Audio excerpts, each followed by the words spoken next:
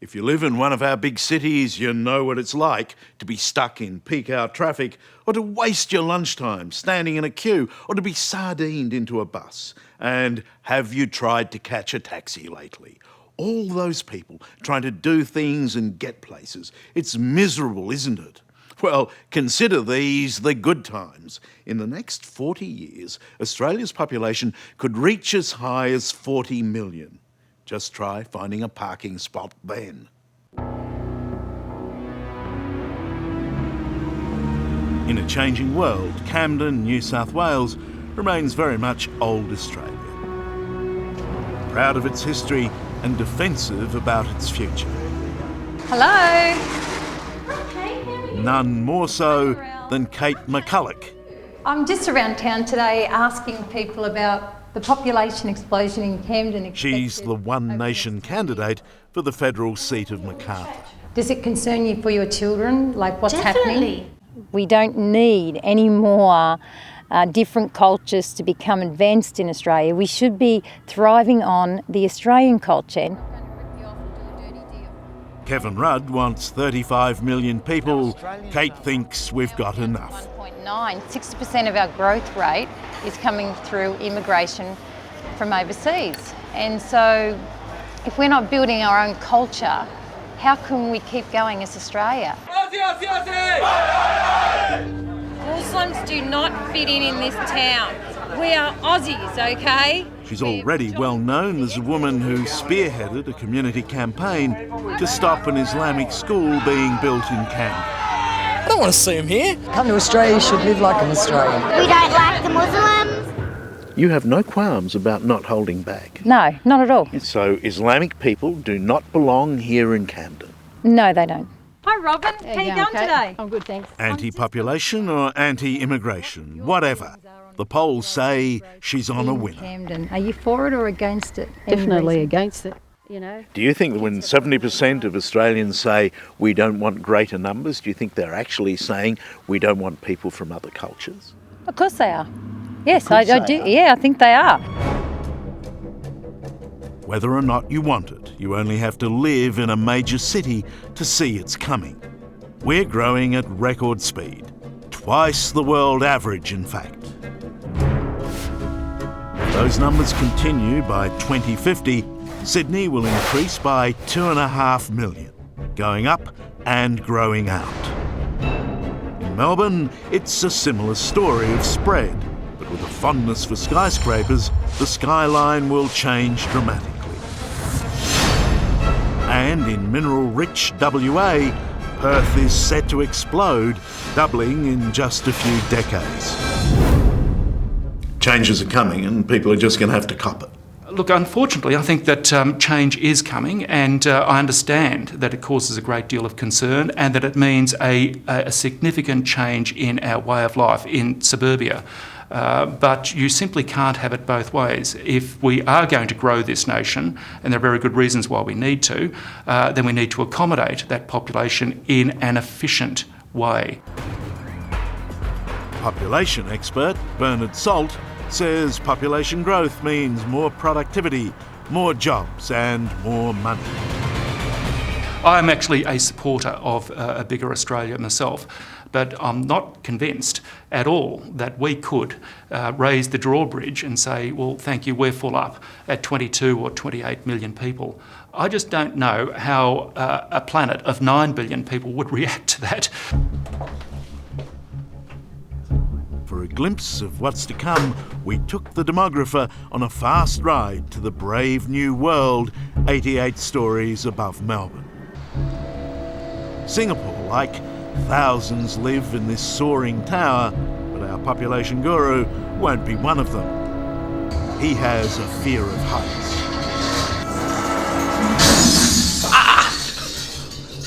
Despite his enthusiasm for growth, no way would Bernard Salt step out of the Eureka Tower to view the burgeoning city far below. Oh, come on, it's all right. No, I'm happy to go to the edge. In a sense, we're all on edge and a bit scared. Great problems with climate change. None more so than those in Sydney's Ku-ring-gai Shire. And actually I got quite angry. Tonight, millionaire businessman Dick Smith is addressing a protest meeting against houses being bulldozed for high-rise apartments. I was born and bred in Coringa. I'm a free-range kid from Dudley Avenue. Free-range kids, we live in a house with a backyard. Battery kids in high-rise. It's a genteel and doubtless futile protest. The bulldozers will be at work again tomorrow. What you'll find is most Australians will be living in high-rise. The crime rate will go up, the health will go down, all of those problems caused by too many people. It's so stupid. The point that you're at pains to make is even in the most overcrowded countries on earth, the rich do okay. Absolutely. Dick Smith made his fortune out of the future. Now his focus is on the planet rather than the profits. You were a marketer in a sense, and you made your money from very clever marketing in a whole lot of areas, and marketers say it's a no-brainer. The more people, the bigger the market. Oh, definitely. Now look, for business, I can tell you, for business people like myself, Rupert Murdoch, people like that, growing our population is better for us. We make more and more money. But I believe for just about everyone else, it's downhill from now on. Demographically, things have always changed. More than 100 years ago, when we federated, Australians were a bush folk. Amazingly, 75% of us lived in the country and only 25% lived in what we called the Big Smoke. Then, in the 20th century, we turned that around to become the most urbanised people on earth. More than 75% of us living in cities and only 25% out in the country. Now that we're having the big population debate, perhaps we should think about this as a possible answer. Levendale in southern Tasmania is typical of all those country towns that just withered away as jobs moved from the land to the city. Eventually, there weren't even enough kids to save the school. Our girls populate or perish. Rachel Treasure is one of Australia's best-selling fiction authors who has saved her family town by renting out abandoned homes for next to nothing. I had an idea. If we rented out my dad's cottage, which could have been a hay shed, but if we did a bit of work, we could fix it up. We could rent it out for $1 a week. This house at $1 a week produced 2 more kids for the school. So far, 5 new families have moved into Levendale. That's 20 more kids and the school is safe. And are your new settlers happy here? Oh, blissfully happy. We've got new enterprises, we've got kids that are just thriving in this environment, and parents who are having a rethink about what truly makes you happy. I've only been here 10 minutes and I'm blissfully happy too. You might as well stay. If you've got, bring some kids. But on current trends, Australia's new settlers, just like the rest of us, prefer to live in the existing population centres. Around 300,000 will move to our major cities this year. And they are not boat people. A huge number of them are applying to be here through the internet. How many inquiries do you get? In the last 12 months, we had over 1.5 million people visit our website. Asil Haidar, the successful son of Lebanese immigrants, is the CEO of liveInAustralia.com. His company has already helped 90,000 settlers come to Australia. Hey, Domino. They are needed, he says, to boost our low birth rate, which won't even maintain our present population. Do we have room for these people?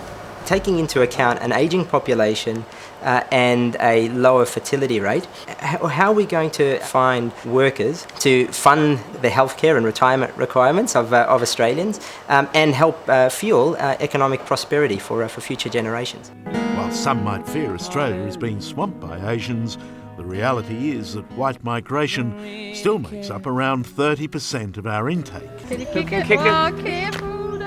Damien and his Australian wife Eileen have 2 children, and while he worries about his kids' future, he is hardly one to oppose population growth. We will find ways of harvesting this population and making sure that there is enough for everybody. So your population policy is bring it on, come on down. Well, I think, bring it on and I suppose monitor it. Well, they could, but we don't want them to because we don't want any more population. Australia is full enough. Back in Camden, Kate McCulloch is opposing population growth on the grounds of immigration. It's just making it so hard for everyday Australians. And you get the feeling we'll be hearing a lot more of her argument. Kids have got no yards to play in. One way or another, most Australians don't want a population explosion. And it's people like you and your family that have built their whole life. But whether they agree with one nation remains to be seen. Are you prepared to be called the next Pauline Hanson? Because that's what's going to happen, isn't it? No, I'm not. I'm nothing like Pauline Hanson. Pauline Hanson was great at the time, probably a little bit early. That's probably what happened, but she wasn't fairly treated. Do you think you'll be fairly treated? Probably not. I can accept that. I said, but at least I'm honest. Hello, I'm Amelia Adams. Thanks for watching 60 Minutes Australia. Subscribe to our channel now for our brand new stories and exclusive clips every week. And don't miss out on our extra minute segments and full episodes of 60 Minutes on 9now.com.au and the 9Now app.